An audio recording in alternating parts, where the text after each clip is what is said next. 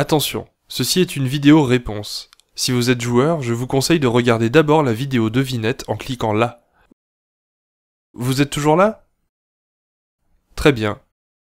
Place au recueillement. Petits et grands, nous sommes réunis aujourd'hui pour honorer ta mémoire et te rendre hommage. Maintenant que tu es parti, qui saura me réconforter en me rappelant qu'il y a pire que moi? Tu étais un modèle, une source d'inspiration.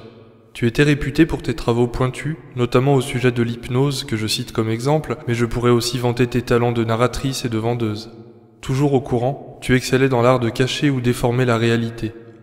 J'en étais conscient, et j'aurais rapidement cessé de t'écouter si tu n'excellais pas dans l'art d'agrémenter tes histoires de pleurs, de sang, d'humiliation et de sexe.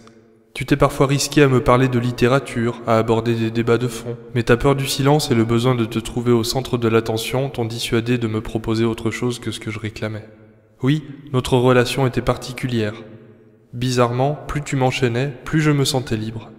Ta ténacité n'a pas suffi à me transmettre ta passion pour le football, le tennis ou encore le cyclisme, mais tu m'as appris la langue de bois, le cambriolage.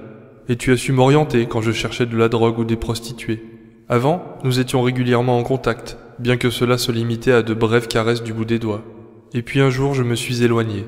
Juste un peu, mais ça m'a permis de me poser, de me reposer, et finalement de mieux apprécier les moments passés à tes côtés.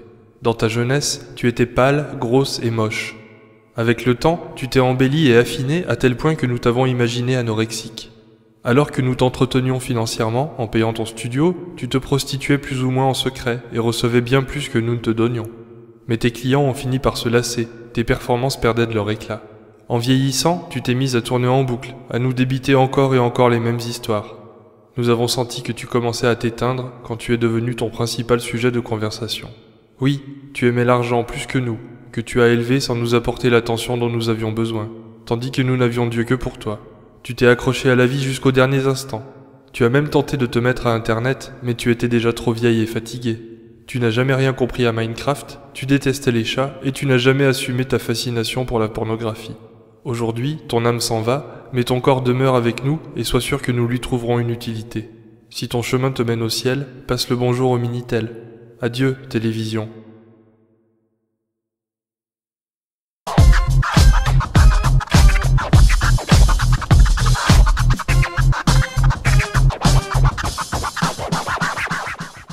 Et maintenant, je vous propose de respecter une minute de silence.